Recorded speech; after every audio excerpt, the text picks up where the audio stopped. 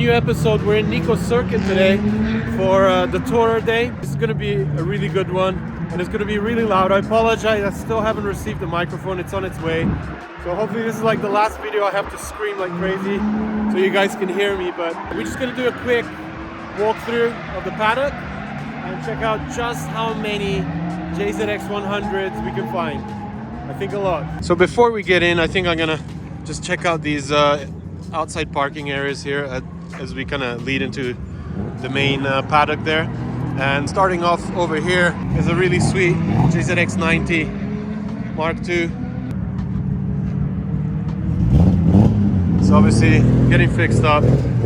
So it's a tourer day, which means I guess any sedan in the Toyota group. So we will be seeing a lot of Verossas, Mark IIs, and Chasers and Crestas. The 110 here, Mark II.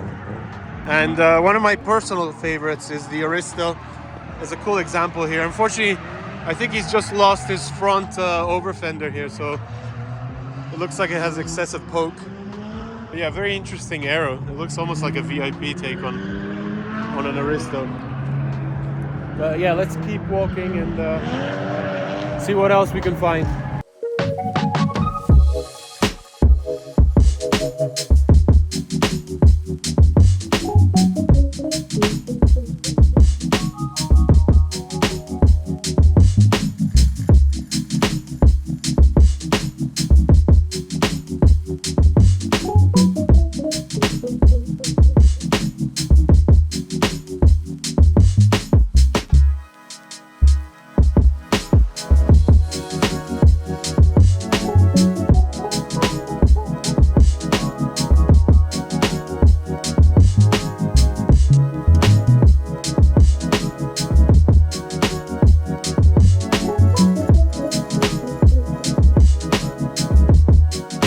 Even though it's a primarily Toyota-focused event, it's always nice to see cool rare cars like this. This is I think it was a special edition Stagia with the Bayside Blue. I forget the name, but it's sitting on nice SSRs. Not here for drifting, obviously, but it's cool as. I love the V-Spec tuner. It's kind of overwhelming to actually see so many JZX 100s in one place. It kind of reminds me of the 1J meet that they do at Fuji Speedway, like I think it's the same time of the R meeting, so September.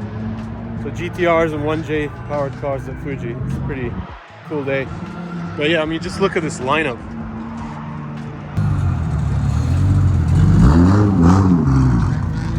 Nice crown. We're just about to enter the main paddock here, so it's gonna get really loud. I'll try and scream as much as I can.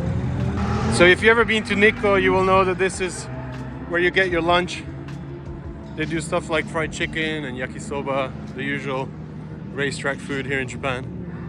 And yeah, it's absolutely packed. This is so sick. So much to see, so many different styles, so many different wheels and body kits. More 34 wheels. You know, I think about 10-15 years ago, if you would come to Nikko and in kind of a similar day where there would be a lot of JZXs all over the place, the cars just wouldn't have been this clean. Like, people are really beginning to put a lot of money, a lot of effort into cleaning up their cars. Super clean chaser. Automatic hood closing mechanism. So this is an SC300 Soarer. The 2J. I mean, power is obviously on the higher side. Look at the size of that blower. Verossas. God, I love these cars. They're fugly, but they're actually quite cool.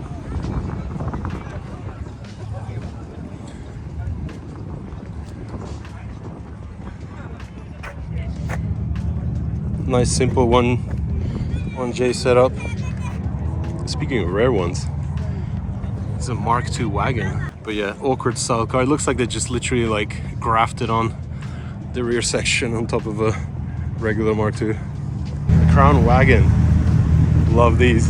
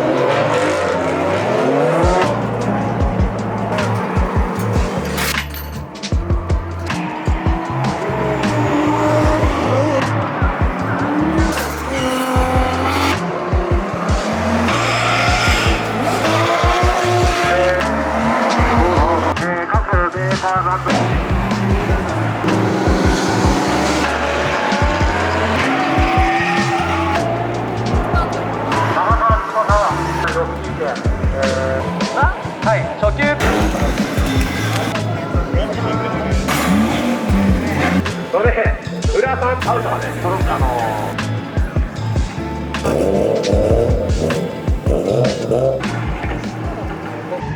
few hardcore supported drift cars. Oh, Z30 Soars, I love these. I think this could be one of the cars from Ensel, maybe. I'll have to check.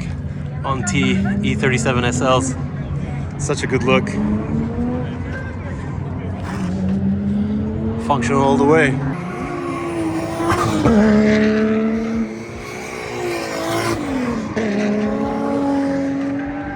I think this is exactly the same car I spotlighted maybe 2 years ago when I last came here to Nico.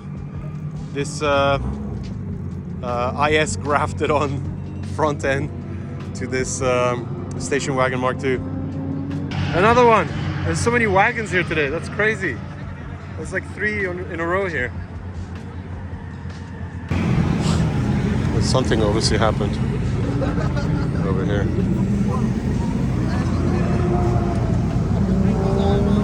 So unfortunately, since I've actually been here last, which must have been like a couple of years now, they've put up fences all the way around for safety, which kind of makes it a little tough to shoot.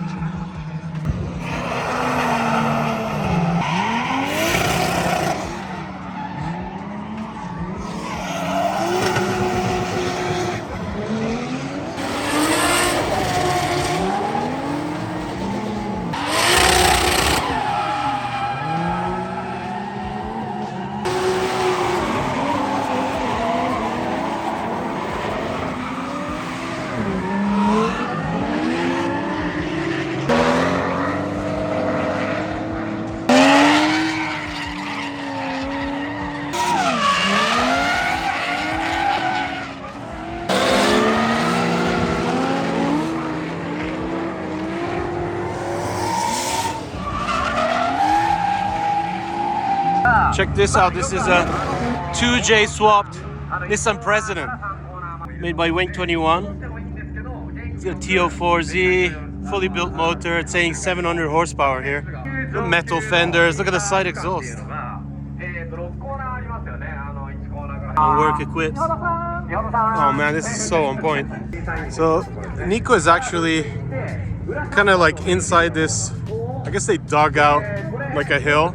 You can still see the remains there.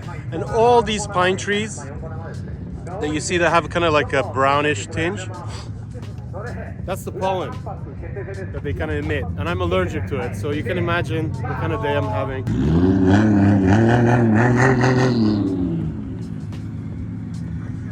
You almost took out the editor of Doriten. I think it just got told off. These kind of events are great because you really get to see what people are building as drift cars. And, you know, I think for Japan, you really have to keep in mind that people are now at a very high level of drifting. Capabilities are super high. So that's why you see a lot of people risking, you know, lowering the cars or doing more aggressive aero or putting cool wheels on. That, you know, back in the day, you wouldn't have done because your car was kind of like a practice thing. And now it's changed. It's evolved. People are better. Drifting is smoother. Tire technology has improved too, obviously, which has kind of helped the whole sport evolve. And I think I actually spotted what must be the newest car here. Cool looking thing. It's got BBS RIDs in the front and obviously crappy wheels and burner tires on the back. So he's definitely drifting. And as you can see, a lot of people, you know, they just keep the engine stock. They do the supporting mod, maybe a slightly bigger turbo, change the manifolds, and fix the cooling, oil cooler, power steering cooler, all the important things that will keep your car, you know, performing with some level of reliability. You know, it's really cool, as I was saying, to come to these events because you get a real sense of what people are doing with their cars. And if you're just starting out in drifting, you know, this is what you do. You come out, you hang out, you talk to people, you see what they do with their cars, and then you kind of emulate and you take inspiration from what people are doing. Car culture in general is all about sharing ideas and, you know, moving on the knowledge to the younger generation. And as you probably noticed, you know, while I was walking through the paddock, there's a lot of young guys that are still very much into drifting, and it's really cool to see. It's really cool to see that it's still getting that, you know, interest from the younger generation. It's awesome to see the whole level just evolve. So I'm literally just arts hunting here. This is this is my friend Johnny down in Yokohama. He does really cool stuff, and he does a lot of stuff with RC drifting as well. He's got his own little brand going, and he's built some really cool 1J powered and 2J powered drift cars over the years for Formula D and D1.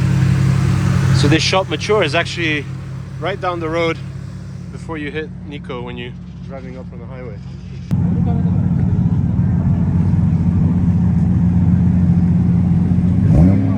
I'm loving the Meisters.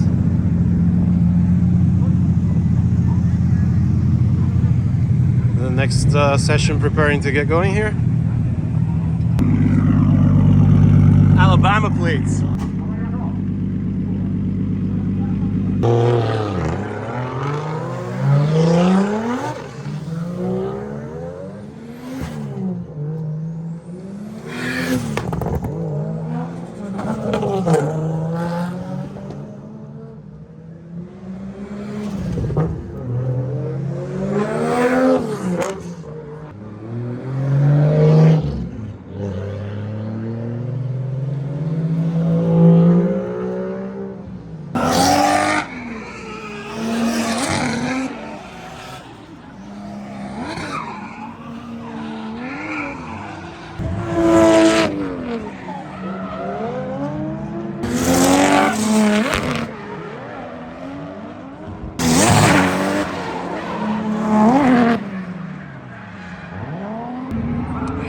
So many good cars.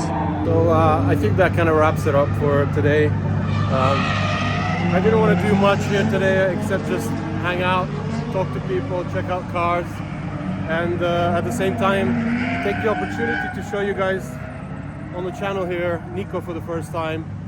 I'm sure it's going to be a place we're going to come back to many times more in the future. I hope you enjoyed it. I really appreciate all the feedback I've been getting in the comments, so keep that coming. And let me know if you liked it, if you want to see more stuff from Nico or any other drifting events in Japan. So until next time, take it easy.